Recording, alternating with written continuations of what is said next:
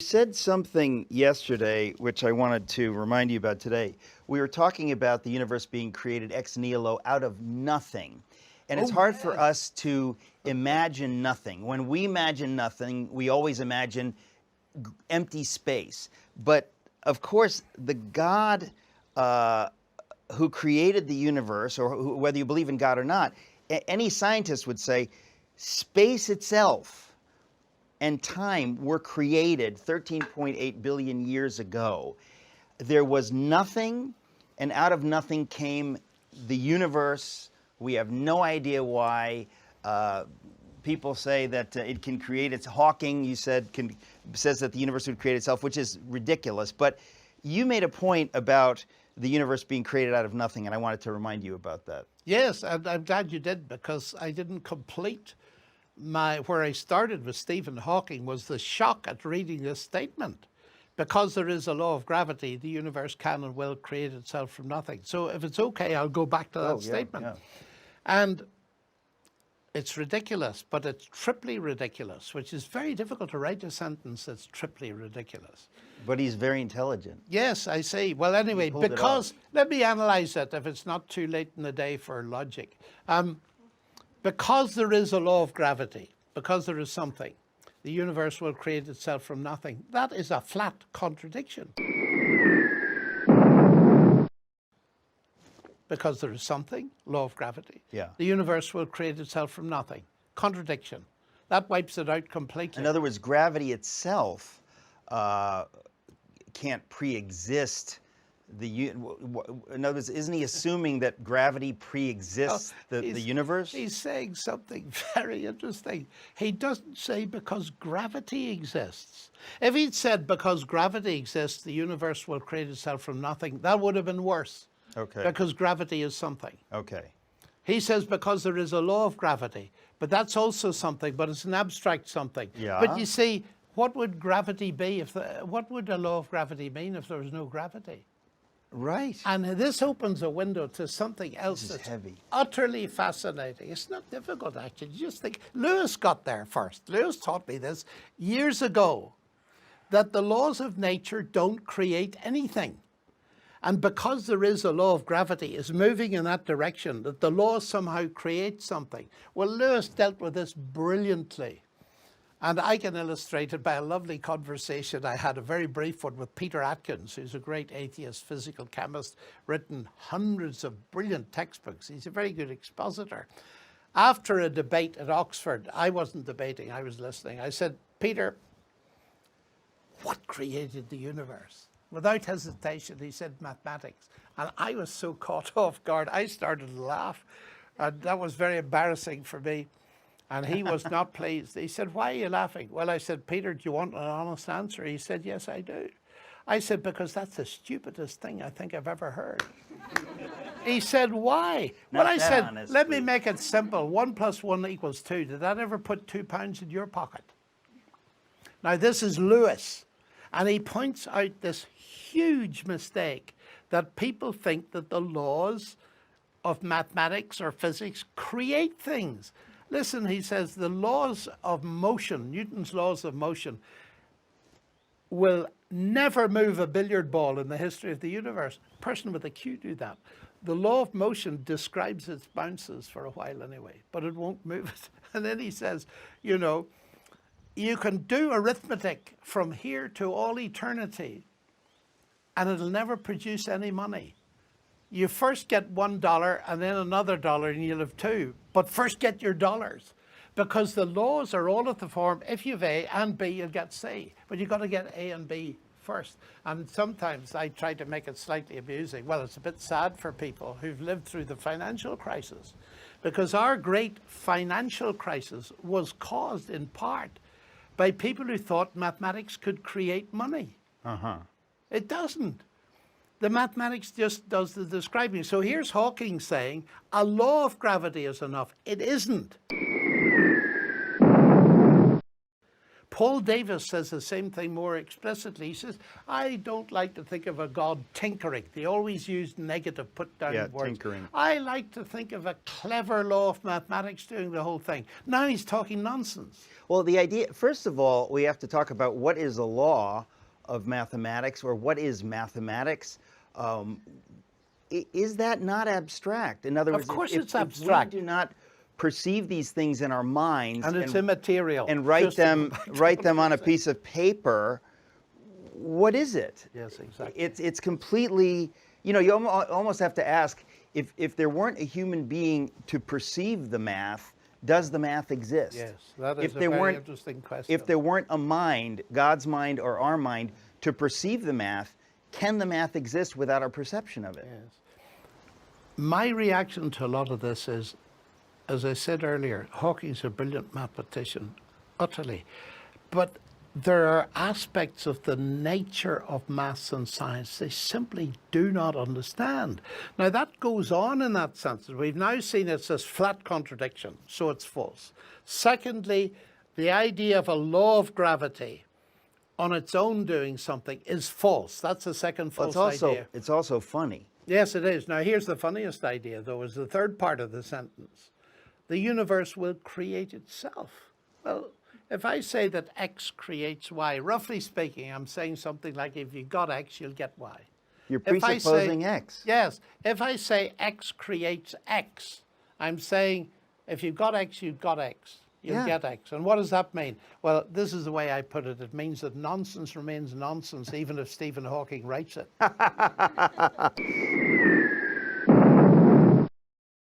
Wow. Here is the key argument of his book. This is the central It's argument. actually embarrassing and sad, Yes, because and there's been no response from that camp to my book whatsoever in about 5 years. well, again, this is why I do these little things, because we need to talk about these things more and force people to recognize that their gods, small g, like Stephen Hawking, have feet of clay. It's amazing that you can, in a few minutes, make the central thesis of his most recent book sound not only false, but ridiculous. And I'm not finished yet. And you're not finished yet. No, because we must talk about nothing, you and I. Yeah, actually, I'm going to be very serious about nothing. I wanted to bring you back to your Yes, statement that much the ado universe- about nothing, Yeah, but there okay. is much ado about Yeah. nothing. You see, here's Hawking, a universe created itself from nothing. Now, what is nothing? You asked that question. Well, when you look at his book, you think nothing is the absence of anything. That's how we normally, that's the normal meaning of the word. What Okay. we call the philosophical meaning of it. Okay. Absence of anything. But oh no, as you go through the book, you discover nothing is a quantum vacuum. He says that. Yes, yes, he does, and various other things. Can you tell us what There's that, what such- a quantum well, vacuum is? Not really. Okay. Not really, but it's certainly not nothing. In fact, if you want fun, you ought to get this. I don't have it here to quote, but quote it on one of your programs on Science and God. David Albert's review of Lawrence Krauss's book, A Universe from Nothing, is hilarious. It's hilarious. Now, Lawrence Krauss is another, he now goes round with Dawkins.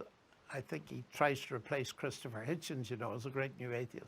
He's written a book, A Universe from Nothing. So I picked this up and I thought this would be interesting. I've crossed swords with him a couple of times.